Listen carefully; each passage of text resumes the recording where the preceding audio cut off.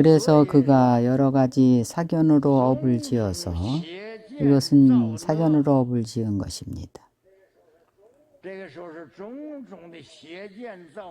그가 먼저 나의 법 안에서 출가를 해서 나중에 잣된 지견을 일으켰습니다. 그래서 이생인을 살해했습니다.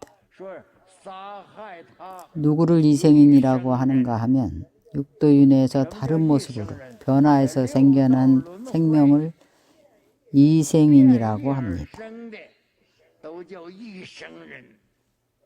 이생인을 살해하는 것도 역시 같은 죄악입니다. 방편으로 낙태하게 하는 것으로 임신한 여인에게 약을 먹게 해서 낙태하게 하는 것도 역시 이생인을 살해하는 것입니다. 마찬가지로 이 죄를 범하는 것입니다.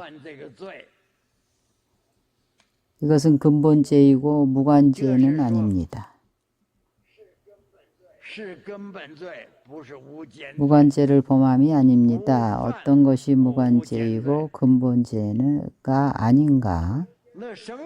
어떤 것을 이름하여 무관죄이고 근본죄가 아니라고 하는 것인가? 만약 어떤 사람이 혹은 삼귀계를 받거나 혹은 5계를 받았거나 혹은 10계를 받고도 이 오무관죄 가운데 한 가지라도 지으면 그것을 무관죄라고는 하나 근본죄는 아닙니다. 어떤 사람이 혹은 3기계를 받고 혹은 5계를 받거나 혹은 8관제계를 받고 8관제계는 오직 하루여서 범하지 않습니다. 혹은 10계를 받고도 이 오무관죄에서 한 가지라도 지으면 어느 한 가지라도 짓게 되면 이것을 무관죄라고는 하나 근본죄는 아닙니다.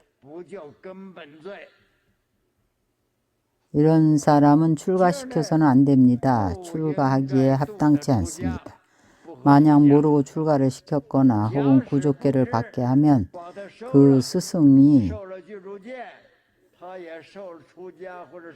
곧 죄를 범하는 것이 됩니다. 본인이 죄가 되는 것이 아니라 그를 거둔 스승이 죄가 되는 것입니다. 그런 이는 마땅히 나의 법에서 쫓아내야 합니다. 불교 밖으로 쫓아내야 합니다. 어떤 것을 근본죄도 아니고 또 무관죄도 아니라고 하는가? 만약 어떤 사람이 혹은 3기계를 받고 혹은 5계를 받고도 불법승 삼보에 대해서 의심을 내고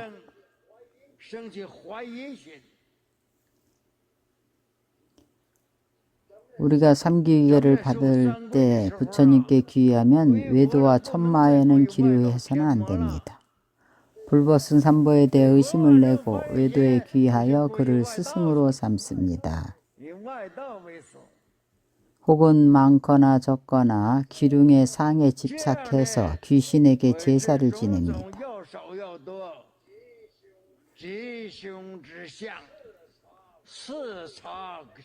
이것은 죄를 범하는 것인데 그러나 근본죄도 아니고 무관죄도 아닙니다. 그가 3기계와 5계를 받았으면 내도로서 죄를 범한 것이고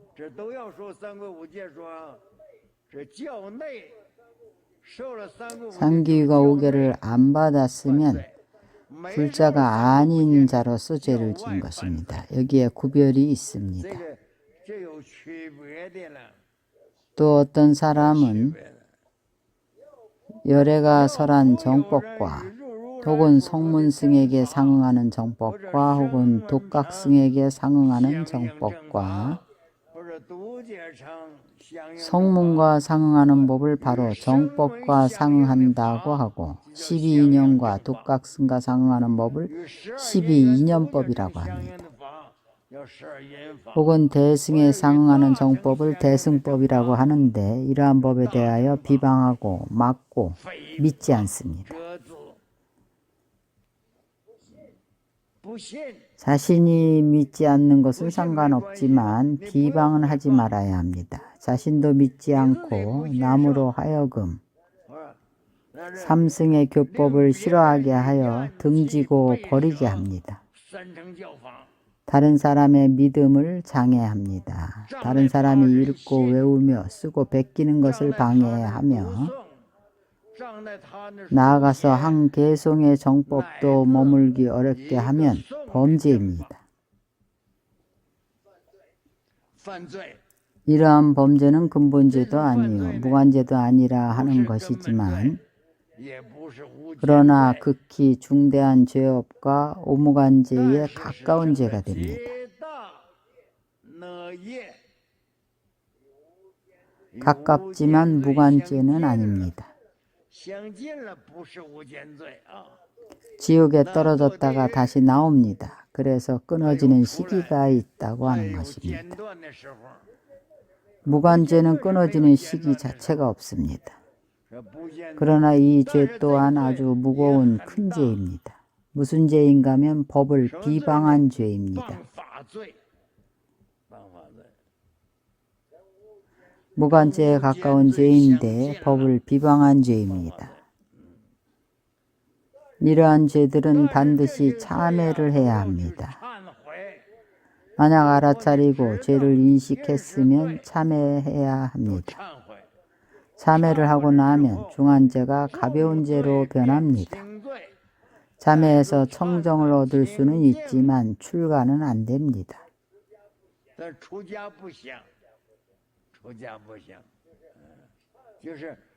참회해서 죄업이 청정해졌지만 더 이상 출가는 할 수 없습니다. 다시는 구족계를 받을 수 없습니다. 만약 이런 일을 출가시키거나 혹은 구족계를 받게 하면 그 스승이 죄를 범하는 것이 됩니다. 그를 마땅히 불법 안에서 쫓아내버려야 하는 것입니다. 만약 이미 출가해서 이미 구족계를 받았는데 그가 이런 죄를 범했다면 그는 참회를 해야 합니다.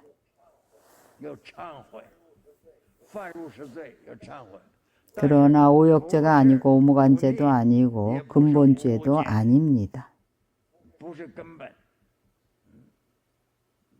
그러나 부처님 계법으로 그를 쫓아내야 합니다.